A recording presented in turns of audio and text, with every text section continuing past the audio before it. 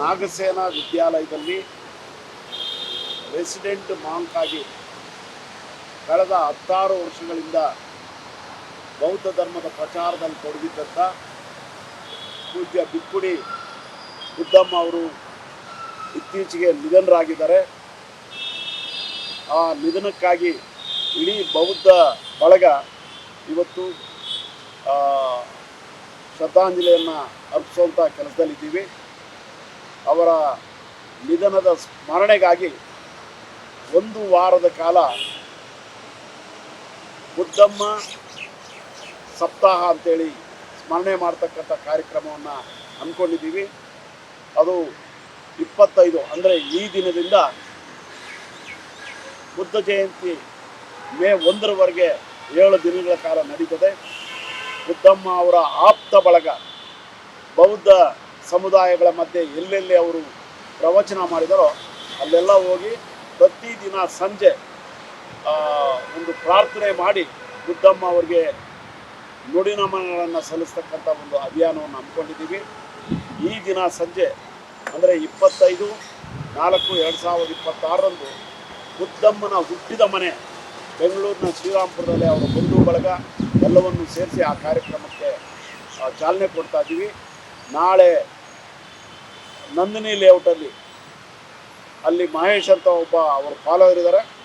ಅಲ್ಲಿ ಅಂಬೇಡ್ಕರ್ ಮತ್ತು ಬುದ್ಧನ ಪ್ರತಿಮೆಗಳ ಪಾರ್ಕ್ ಏನಿದೆ ಆ ಉದ್ಯಾನವನದಲ್ಲಿ ಕಾರ್ಯಕ್ರಮ ಮಾಡ್ತಾ ಇದ್ದೀವಿ. ಇದು ಹೀಗೇನೆ ಬೆಂಗಳೂರು ನಗರದ ವಿವಿಧ ಭಾಗಗಳಲ್ಲಿ 7 ದಿವಸ ಬುದ್ದಮ್ಮ ಅವರ ಶ್ರದ್ಧಾಂಜಲಿ ಅರ್ಪಿಸ್ತಕ್ಕಂಥ ಒಂದು ಪ್ರಾರ್ಥನಾ ಸಭೆಗಳನ್ನು ಪ್ರತಿದಿನ ಮಾಡ್ತಾಯಿದ್ದೀವಿ. ಪ್ರತಿದಿನ ಸಂಜೆ 6 ಗಂಟೆಗೆ ನಾವು ವೇಳಾಪಟ್ಟಿಯನ್ನು ತಮಗೆಲ್ರಿಗೂ ತಿಳಿಸ್ತೀವಿ. ದಯಮಾಡಿ ಎಲ್ಲರೂ ಕೂಡ ಈ ನಮನ ನುಡಿಯ ಕಾರ್ಯಕ್ರಮಕ್ಕೆ ತಾವೆಲ್ಲರೂ ಕೂಡ ಸಹಕರಿಸಿ ಕಾರ್ಯಕ್ರಮವನ್ನು ಯಶಸ್ವಿಗೊಳಿಸಬೇಕು ಅಂತೇಳಿ ನಾನು ಈ ಮೂಲಕ ವಿನಂತಿ ಮಾಡ್ತಾಯಿದ್ದೀನಿ. ಇದು 1ನೇ ಕಾರ್ಯಕ್ರಮ. 27/4/2026 ಸೋಮವಾರ ನಾಗಸೇನಾ ಬುದ್ಧವಿಹಾರದ ಆಟದ ಮೈದಾನದಲ್ಲಿ ಒಂದು ಐತಿಹಾಸಿಕವಾಗಿರ್ತಕ್ಕಂಥ 2 ಕಾರ್ಯಕ್ರಮಗಳಿಗೆ ಚಾಲನೆ ಕೊಡ್ತಕ್ಕಂಥ ಒಂದು ಸಮಾರಂಭ ನಡೀತಾ ಇದೆ. ಈ ಚಾಲನೆ ಕೊಡ್ತಕ್ಕಂಥ ಕಾರ್ಯಕ್ರಮಕ್ಕೆ ನಾಡಿನ ಮುಖ್ಯಮಂತ್ರಿಗಳಾದಂಥ ಸಿದ್ದರಾಮಯ್ಯ ಅವರು, ಉಪಮುಖ್ಯಮಂತ್ರಿಗಳಾಗಿರ್ತಕ್ಕಂಥ DK ಶಿವಕುಮಾರ್ ಅವರು, ಹಾಗೆಯೇ ಗೃಹ ಸಚಿವರು, ಸಮಾಜ ಕಲ್ಯಾಣ ಸಚಿವರು ಮತ್ತಿತರೆ ಸಚಿವ ಸಂಪುಟದ ಸಹೋದ್ಯೋಗಿಗಳು ಮತ್ತು ಗಣ್ಯಾತಿ ಗಣ್ಯರು ಭಾಗವಹಿಸ್ತಕ್ಕಂಥ ಕೆಲಸ ಆಗ್ತದೆ. ವಿವಿಧ ದೇಶಗಳಿಂದ, ವಿವಿಧ ರಾಜ್ಯಗಳಿಂದ, ನಮ್ಮ ರಾಜ್ಯದ ಅನೇಕ ಭಾಗಗಳಿಂದ ಭಿಕ್ಷು ಸಂಘ ಭಾಗವಹಿಸ್ತಾ ಇದೆ. 1500 ಕಿಲೋಮೀಟರ್ ದೂರದ ಪಂಚಶೀಲ ಪಾದಯಾತ್ರೆ ಅದಕ್ಕೆ ಚಾಲನೆ ಕೊಡ್ತಕ್ಕಂಥದ್ದು. 2ನೇದು ನಳಂದ ವಿಶ್ವವಿದ್ಯಾಲಯದ ಕೇಂದ್ರ ಭಾಗದಲ್ಲಿ ನಳಂದ ಬುದ್ಧ ವಿಹಾರದ ಕಟ್ಟಡದ ಮೇಲೆ 888 ಅಡಿಗಳ ಬುದ್ಧನ ಮಹಾಪ್ರತಿಮೆಯನ್ನು ಪ್ರತಿಷ್ಠಾಪನೆ ಮಾಡೋದಕ್ಕೆ ಚಾಲನೆ ಕೊಡ್ತಕ್ಕಂಥ ಕಾರ್ಯಕ್ರಮ. ಅದು ಕೂಡ ಇದೇ ವೇದಿಕೆಯಲ್ಲಿ 27ನೇ ತಾರೀಕು ನಡೀತಕ್ಕಂಥ ವೇದಿಕೆ ಕಾರ್ಯಕ್ರಮದಲ್ಲಿ ಮುಖ್ಯಮಂತ್ರಿಗಳು ಚಾಲನೆ ಕೊಡ್ತಾ ಇದ್ದಾರೆ. ಈ 2 ಕಾರ್ಯಕ್ರಮಗಳ ಚಾಲನೆ ಸಮಾರಂಭ ಆ ದಿನ 27ನೇ ತಾರೀಕು ಬೆಳಗ್ಗೆ 10ವರೆಗೆ ನಾಗಸೇನಾ ಬುದ್ಧವಿಹಾರದ ಮೈದಾನದಲ್ಲಿ ಭವ್ಯವಾಗಿ ನಿರ್ಮಿಸಲ್ಪಟ್ಟಿರ್ತಕ್ಕಂಥ ಸಂಬುದ್ಧ ಮಹಾವೇದಿಕೆಯಲ್ಲಿ ಈ ಕಾರ್ಯಕ್ರಮಕ್ಕೆ ಚಾಲನೆ ಕೊಡಲಾಗುತ್ತೆ.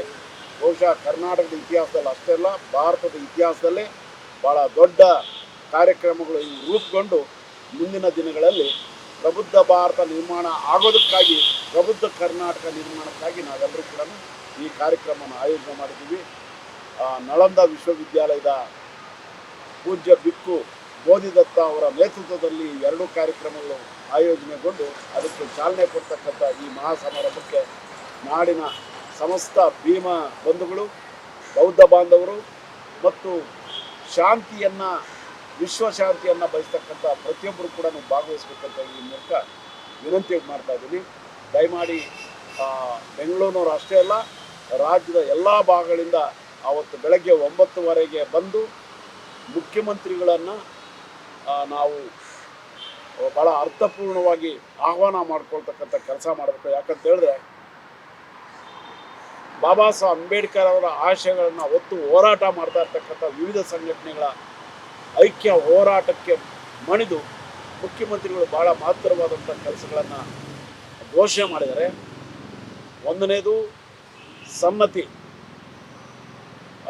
ಯಾದಗಿರಿ ಜಿಲ್ಲೆಯ ಸನ್ನತಿಯ ಅಶೋಕ ಸ್ಮಾರಕ ಡೆವಲಪ್ಮೆಂಟ್ಗಾಗಿ ಅದರ ಅಭಿವೃದ್ಧಿಗಾಗಿ ಅಭಿವೃದ್ಧಿ ಪ್ರಾಧಿಕಾರವನ್ನು ಘೋಷಣೆ ಮಾಡಿರುವಂಥದ್ದು. ಅದಕ್ಕೆ ದೊಡ್ಡ ಗಾತ್ರದಲ್ಲಿ ಹಣವನ್ನು ಬಳಸಿ ಅಭಿವೃದ್ಧಿಪಡಿಸ್ತಕ್ಕಂಥ ಮೊದಲನೇ ಕೆಲಸ. ಎರಡನೇದು, ಕರ್ನಾಟಕ ಸರ್ಕಾರ ಮಾಡಿರ್ತಕ್ಕಂಥದ್ದು ಬೌದ್ಧ ಸಾಹಿತ್ಯ ಅಕಾಡೆಮಿಯನ್ನು ಘೋಷಣೆ ಮಾಡಿರ್ತಕ್ಕಂಥದ್ದು. ಮೂರನೇದು, ಹೋದ ವರ್ಷ ಬುದ್ಧ ಜಯಂತಿಯನ್ನು ಸರ್ಕಾರದ ಪರವಾಗಿ ಆಚರಣೆ ಮಾಡ್ತಕ್ಕಂಥದ್ದು.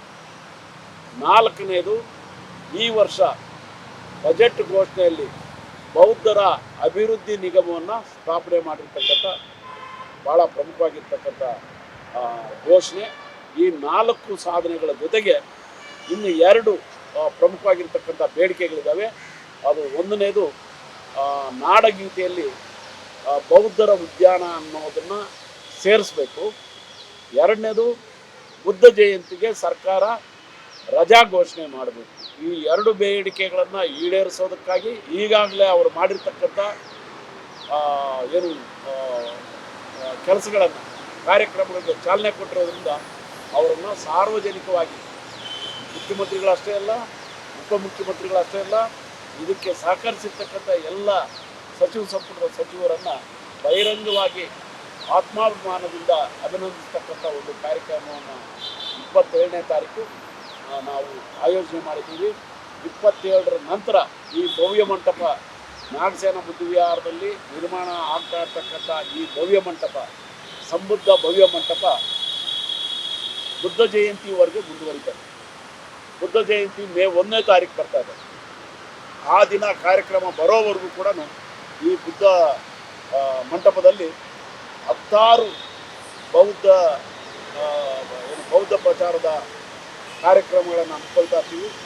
ವಿವಿಧ ಸಂಘಟನೆಗಳು, ಬೌದ್ಧ ಸಂಘಟನೆಗಳ ಮುಖಂಡರು, ಕಾರ್ಯಕರ್ತರು ಎಲ್ಲ ಕೂಡ 27ನೇ ತಾರೀಕಿಂದ 1ನೇ ತಾರೀಕುವರೆಗೂ ನಿತ್ಯ ನಿರಂತರವಾಗಿ ಒಂದು ಅಭಿಯಾನವನ್ನು ನಡೆಸ್ತಕ್ಕಂಥದ್ದಕ್ಕೆ ತಾವೆಲ್ಲರೂ ಭಾಗಿಯಾಗಬೇಕು ಅಂತೇಳಿ ಈ ಮೂಲಕ ವಿನಂತಿ ಮಾಡ್ತಾ ಇದ್ದೀನಿ. 1ನೇ ತಾರೀಕು ನಡೀತಕ್ಕಂಥ ಬುದ್ಧ ಜಯಂತಿ ಸರ್ಕಾರವೇ ಇದೇ ಭವ್ಯ ಮಂಟಪದಲ್ಲಿ ಆಚರಣೆ ಮಾಡೋದಕ್ಕೆ ಒಪ್ಪಿಗೆ ಸೂಚಿಸಿದೆ. ಹಾಗಾಗಿ ಸಿದ್ದರಾಮಯ್ಯ ಅವರ ಸರ್ಕಾರಕ್ಕೆ ಅಭಿನಂದಿಸ್ತಕ್ಕಂಥದ್ದು, ಬುದ್ಧ ಜಯಂತಿ ದಿವಸ ಅಭಿನಂದಿಸ್ತಕ್ಕಂಥ ಕೆಲಸ. ಅದೇ ದಿನ ಬೌದ್ಧರ ಅಭಿವೃದ್ಧಿ ನಿಗಮ ಏನು ಅಭಿವೃದ್ಧಿ ಪಡಿಸ್ತಕ್ಕಂಥ ಉದ್ಘಾಟನಾ ಸಮಾರಂಭ ಕೂಡ ಇದೇ ವೇದಿಕೆಯಲ್ಲಿರ್ತದೆ.